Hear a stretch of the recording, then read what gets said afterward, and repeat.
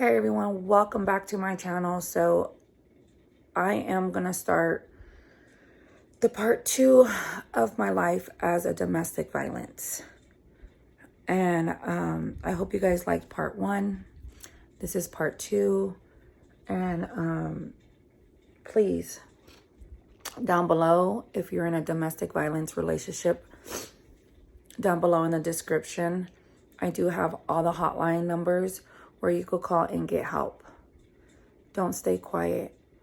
Remember, domestic violence is not okay. Remember, there's people out there that can help you. Domestic violence is not just physically abuse, it's mentally abuse as well. And if you say no, no means no. Don't let someone tell you otherwise. Please get out right now that you can before it's too late. You need to get out now if you're in a relationship with domestic violence. Don't let your abuser beat you. Don't let your abuser win. Don't let your abuser kill you. Remember, you have loved ones that love you and will do anything to help you out. I stood quiet for 2 years before my family found out about my domestic violence. And when they found out, they tried to help me. But I was so blinded from everything that I did not let them help me. Until that one day that cop came into my life and opened up my eyes and made me realize that I was worth it. And I am worth it. And I'm so happy to be a 6-year domestic violence survivor. I'm so happy I'm alive. And my kids still have me. I've been through hell back and forth within my lifestyle. But it's hard. It's hard to move on. It's hard to trust. It's hard to be in a relationship. It's hard because you are mentally abused, physically abused, and that stays in your mind and it stays there forever. You heal from it. Yes, you do heal from it. I'm completely healed from it. I did counseling, therapy, get help. I hope you guys like this vlog of part 2 of my domestic violence life.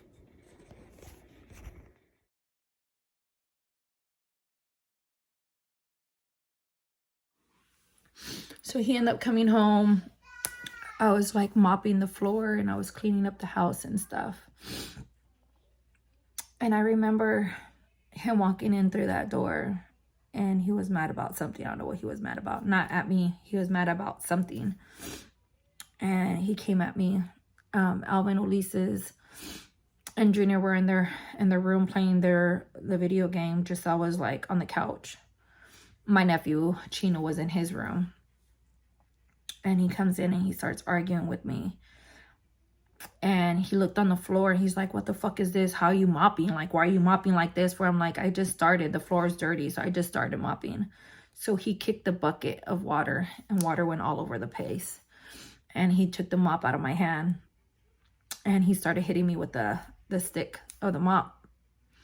And I remember Alvin and Junior coming out of their room. And I looked at them and I told them, go back to your guys' room.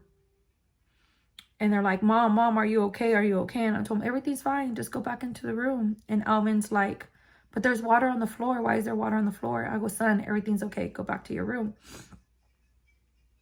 And he just kept on hitting me. And I could see Alvin's head sticking out of the bedroom. And they went banging on Chino's door. And Chino was asleep. And Chino comes out of the room. And he's like, what's going on? And Alvin told him, like, he's hitting my mom. And Chino got in the middle and told him, like, dude, just leave her the fuck alone. Like, what the fuck is your problem? Leave my tia alone. Like, why don't you hit me? Like, why don't you this and that? And my ex, like, turned around and walked out of the house. And I saw the fear in my kid's face.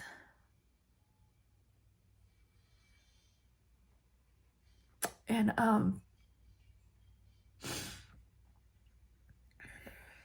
so I was like, I can't do this anymore. I can't live like this anymore. And so all the kids went to sleep. I went to bed.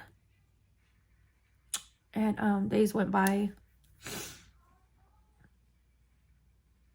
And the next time we got into an argument again, I was actually watering the lawn. And he comes home drunk. And then he started yelling at me like, what am I doing outside? I'm over there looking at those guys. And that I was watering the yard on purpose. And I'm like, what are you talking about? I'm not looking at no guys. I'm not watering the yard on purpose. I'm like, what are you talking about? So he grabbed me by the hair. And he was pulling me inside the house, and I was fighting him off. I'm like, no, you're not going to fucking hit me. So I was hitting him back. I was defending myself this time. And then he pinned me by the door, and he got the bottle of beer, the Modelos, because he drank Modelos all the time. He got the bottle of beer and hit me on the head with it. And it fucking broke. And then he got another bottle and threw it at me. And it broke, and it cut my leg up. I had a cut right here on my head. And then I'm like, I just started fighting him off, and I tried telling him, get away from me. Like, I want nothing to do with you anymore. Like, just get the fuck out of here. And when I said that, he ran in the house. He grabbed my daughter. He buckled her up in the car seat. And I'm screaming at him. The boys were not home that weekend. They were with their dad. Giselle wasn't allowed to go see her dad. But the boys were with their dad. And Chino wasn't home. It was just me and Giselle. So he grabbed Giselle. He put her in her car seat. And I was screaming and yelling at him and telling him, give me my daughter back. Give me my daughter back. Give me my daughter back. Then he grabbed me and told me I better fucking get in the car. He was going to drive off with my daughter. So I jumped in the car. I put my seatbelt on. He started driving. And then I'm like, where are you going? Where are you going? Where are you going? Like, what are you doing? And there's a street here in Bakersfield that's called Fairfax. And it's just a bunch of fields. He was driving so fast. I was crying and I was crying. And Giselle was in the background. She's like, mommy, mommy, mommy. And I told her, it's going to be okay, princess. It's going to be okay. And I'm sorry, mamas.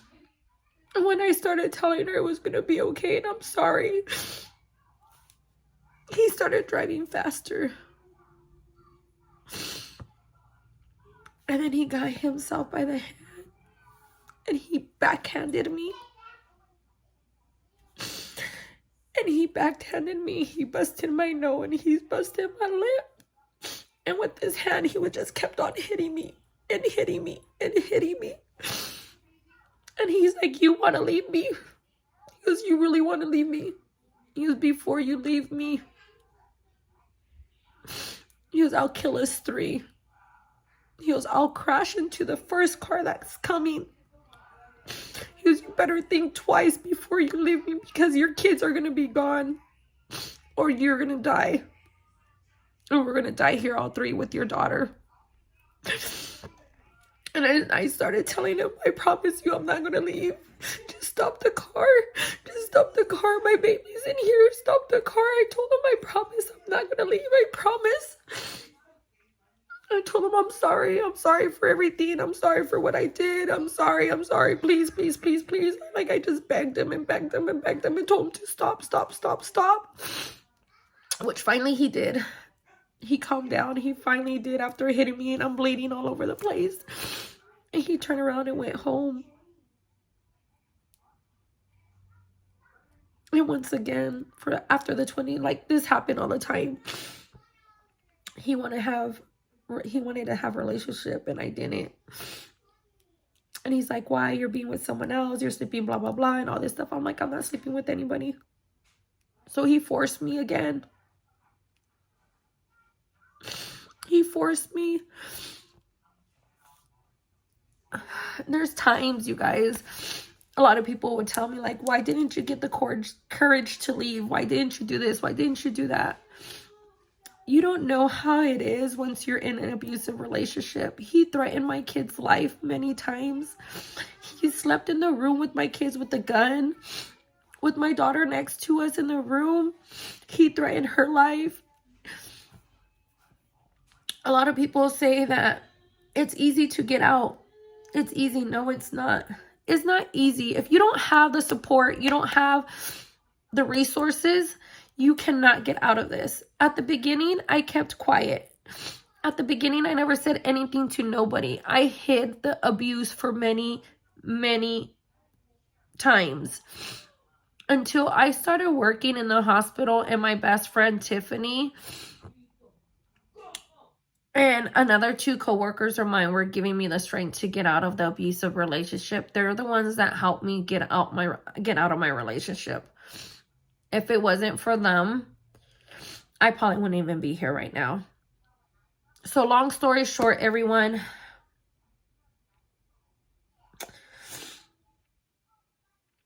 one time he was hitting me so hard, dragging me throughout the house and kicking me and punching me.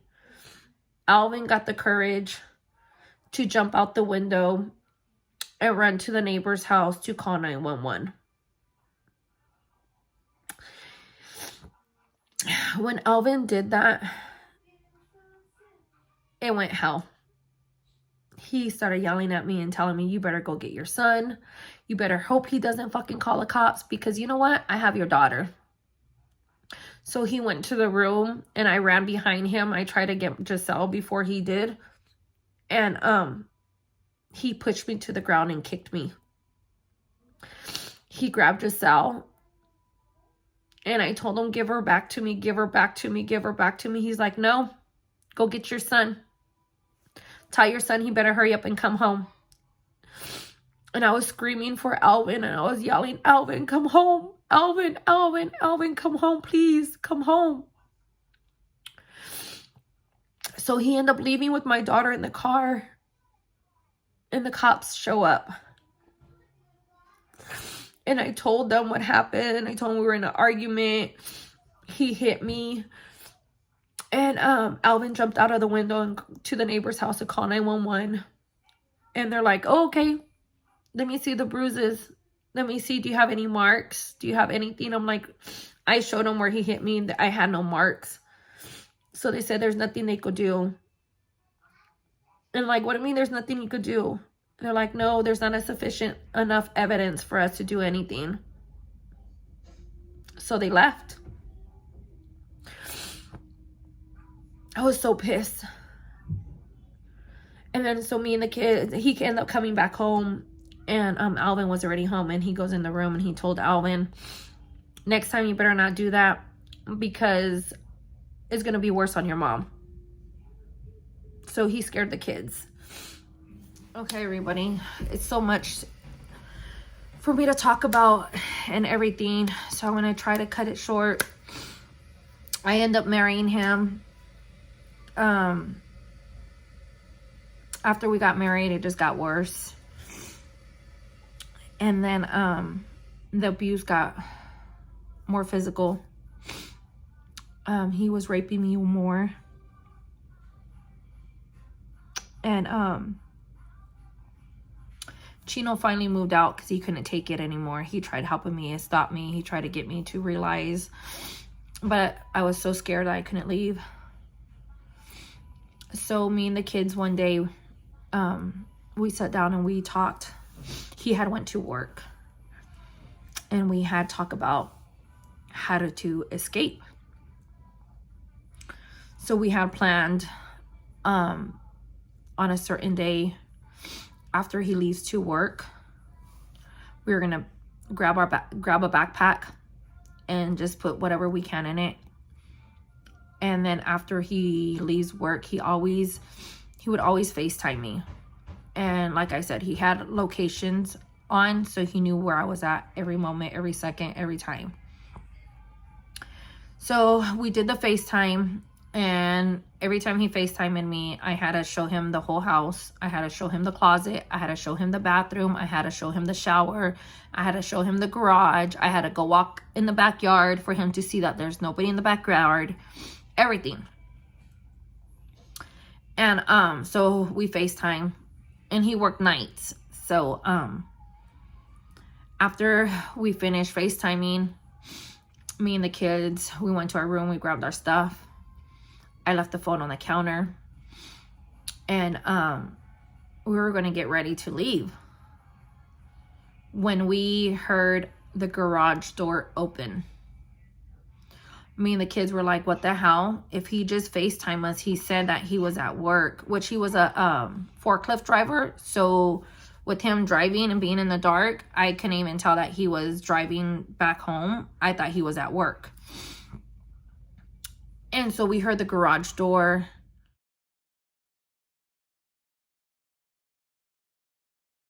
Our room, we threw the backpacks in the closet so he wouldn't realize it, and we all went to our rooms and we just ran in there. I was acting like I was watching TV. The kids were acting not to watch TV.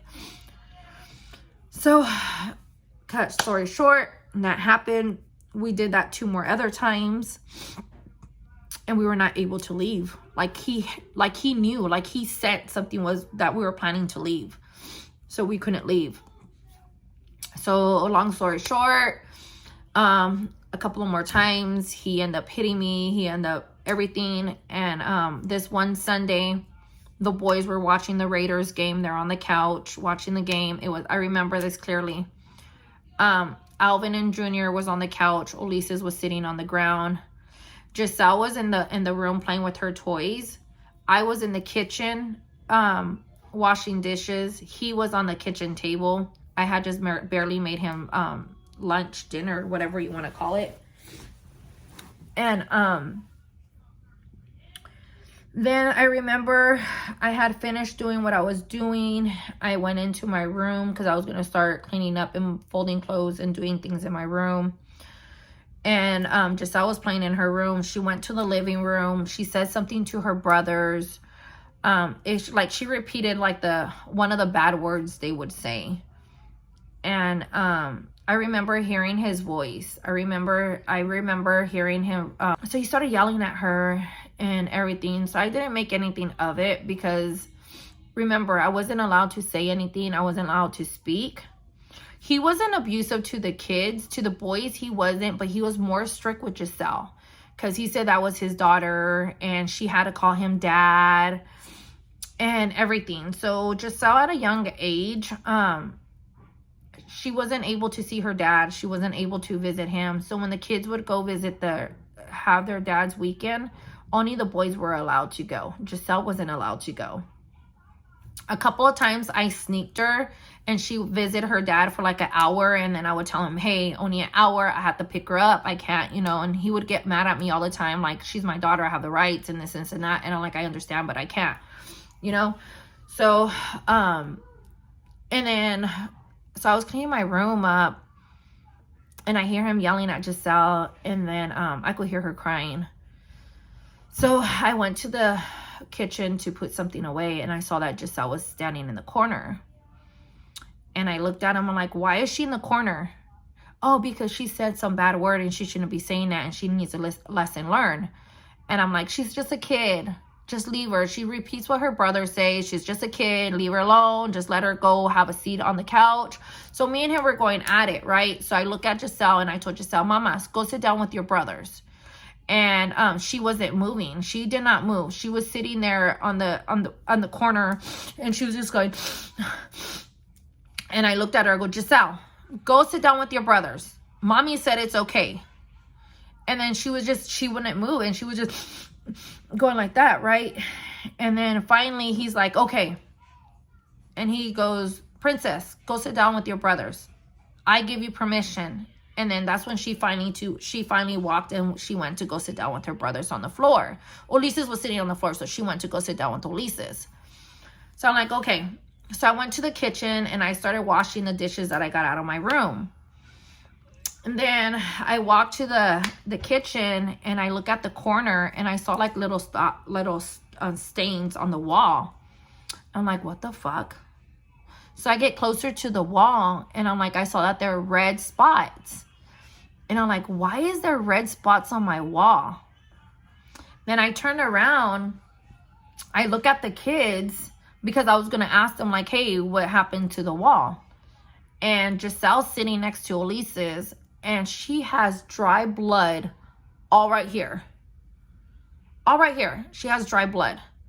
And I looked at her and I went over there towards her and I go, Mamas, what happened? Why are you bleeding? And she looked at me and she just put her head down. And she's like, my stepdad hit me. Oh, no, she don't call him stepdad. She was my papi hit me because she called him papi. She was my papi hit me. And I'm like, papi hit you? And she said, yeah. I turned around. He was on the kitchen table. I turned around and I fucking punched him in the face. I threw him on the ground and I started fucking hitting him as hard as I can. And I remember Junior and Alvin jumping up and they're like, Mom, stop hitting him. Stop hitting him. He's going to get you back. He's going to hit you. He's going to hit you, Mom. Stop. And I'm like, no. And I started yelling at him and I started telling him, you could do whatever the fuck you want to me. You could hit me. You could beat me up. You could do whatever you want to me, but you're never going to put hands on my child. You're not her father for you to hit her. Then you busted her nose and her lip. And I was just going crazy. I was like punching him so hard. Alvin and Ulises finally got me. Alvin and Junior finally got me off of him. I was crying. I was screaming. I grabbed my kids and I started walking. I'm like, fuck that. You're not touching my children. You could hit me. You could do whatever you want to me. But you're not touching my children. I grabbed my kids and I fucking took off walking. We were walking. I don't know where I was going to go, but we were walking. And I remember the boys telling me, Mommy, let's not go back. I'm not going back. And then we hear a car coming up behind us. And it was him. He's like, get in the car. I'm like, no. We're walking and walking and walking. So I started walking further. And me and the kids started walking faster. And he tried running us over. He tried hitting us with the car. And he's like, you better get in the car or I'm just going to run you guys over and kill your kids.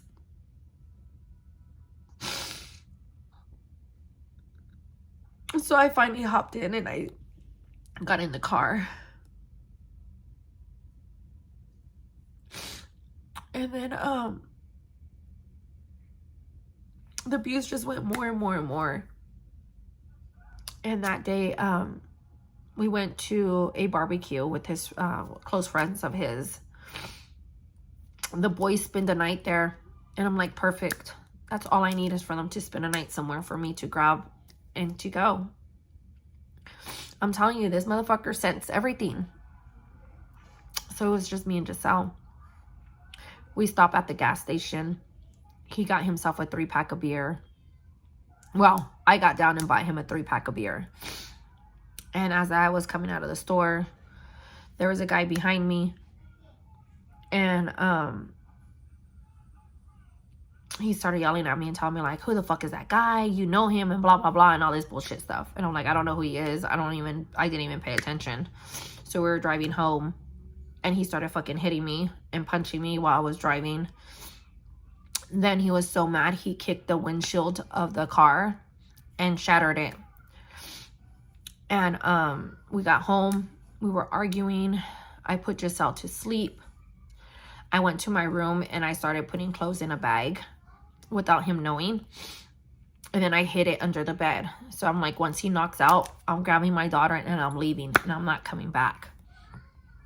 The boys were at his friend's house, so I knew for a fact that they were okay. And so as I finished doing that, I hear him on the phone. And I go to the living room to go check and see what's going on. He was on the phone with 911. He told the 911 operator that his wife was trying to kill him. And that he was fearing his life. And I'm like, what the fuck?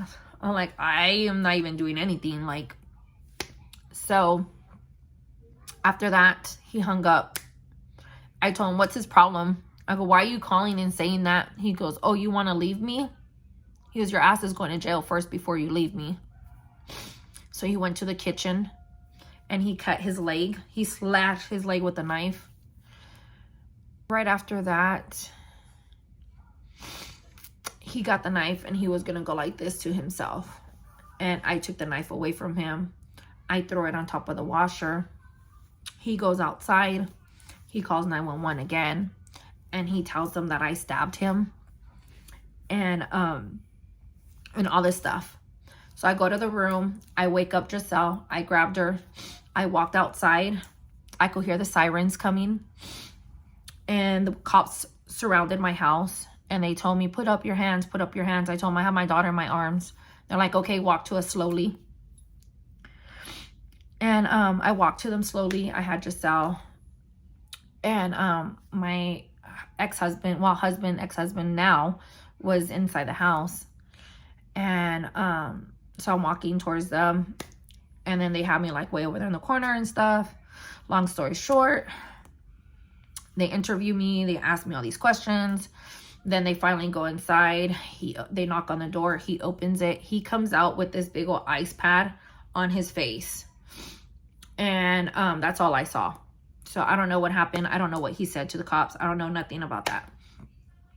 And so I'm talking to this police officer, giving my statement, telling him what happened. And then he was like, oh, okay. Next thing you know, I hear all this racket inside the house. I hear all this racket. And they started yelling, get on the floor, get on the floor, get on the floor. And was in handcuffs. And I'm like, what the hell's going on? So they put him in handcuffs. They put him in the police car. All the cops come and talk to me. And they're like, we know you didn't do anything. He tried saying that I broke the window of the car. So he fixed it and put some bricks on there and said, I broke it. I threw the bricks at it. They realized it was kicked from the inside out, not from the outside in. And then he changed his story 3-4 times. And then he told them I threw a bottle of beer at his face. So that's why he had the ice pad and he had a bruising on his face. He said that I cut him in the leg with a knife. And so they all put that story together. They realized that he was a lie, that nothing ever did anything, nothing happened. I'm gonna remember this cop. He looked at me. He goes, Miss Burt. I'm not gonna say my last name back then. He goes, I'm gonna be honest to you, and I'm gonna be straight up. He goes, he's going to jail for lying. He goes, I'm telling you right now, I see this shit happen all the time. Domestic violence is not a joke. He goes, you have 24 hours to grab your shit, get the fuck out of this house, and leave. Excuse my French. You guys, excuse my language. And the police officer's like, I don't cover Lamont. I am not a police officer here in Lamont. I actually work in Taft. And we're short staffed and I had a cover. And I'm like, oh, okay. And he's like, look at me. So I looked at him and I was crying. And he goes, look it. This is the moment for you to get out. Call your family. Call your friends. Call everybody that you need to call. Have them pack your shit and get the fuck out of here. Because I promise you, if you don't, the next time we come, you're going to be in that black bag, dead, or you're going to be on that ambulance fighting for your life. Right now is your moment to get the hell out of this and leave. Light bulb popped up. I was out of there within hours. So by the time he got out of jail, I was long gone.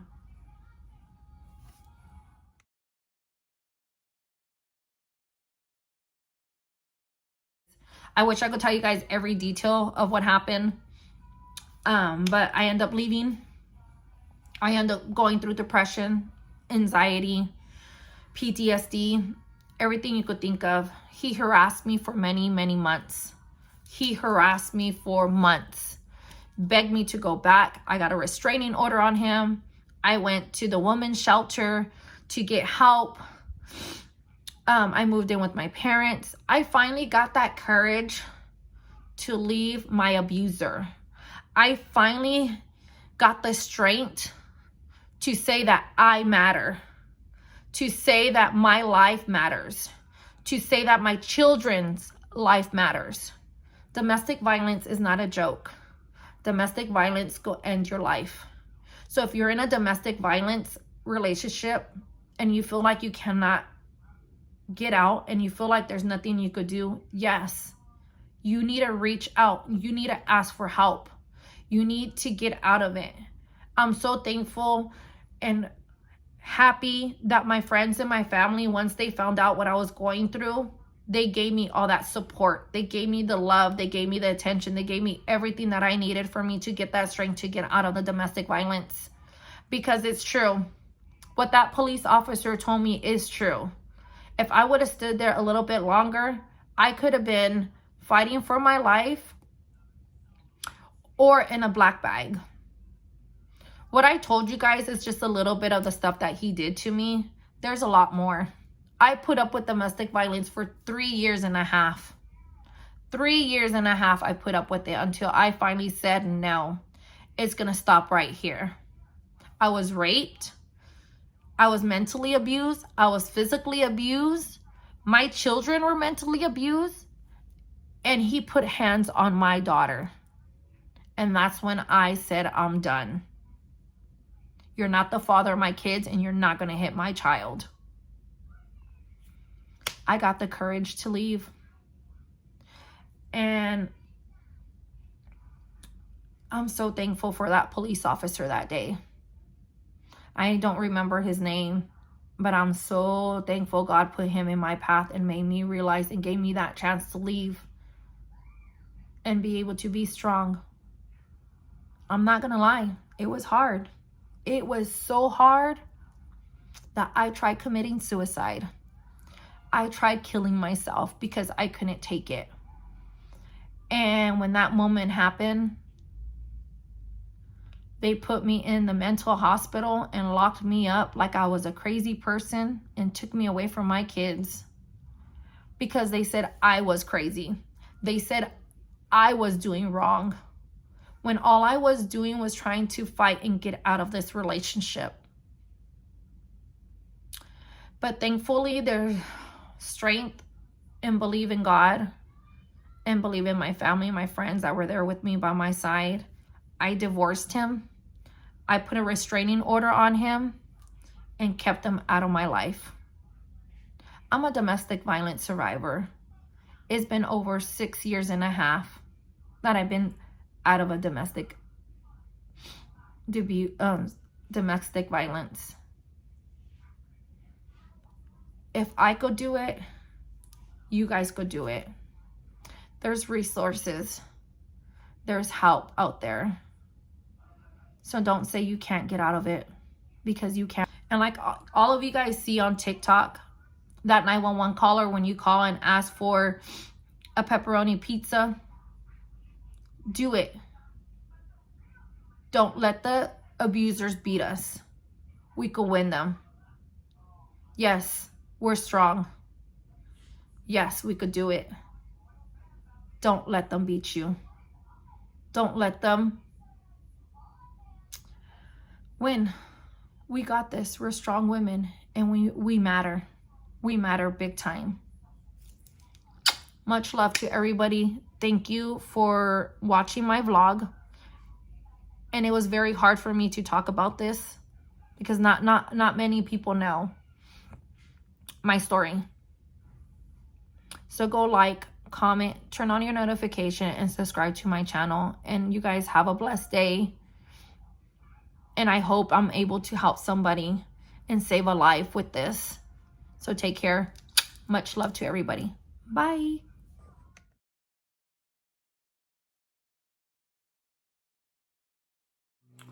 Just a quick reminder to everyone out there that's going through domestic violence. If you're in a public area and you need to ask for help, if you're in a car and you need to ask for help, there is a sign that you can use to help you with domestic violence if you guys don't want to ask or say anything to anybody. So I'm going to show you guys this sign, and so you guys can memorize it and have it with you, not have it with you, so you could do it if you need help in a public area, in your vehicle, or anything. So you're going to raise up your hands. You're going to raise your hand in. You're going to put your thumb in the middle, and you're going to close your palm. This is for domestic violence. One more time. Raise your hand, put your thumb in, and close your palm to ask for help. Don't be afraid. Get help and get out. You're not alone. You could do this. Bye.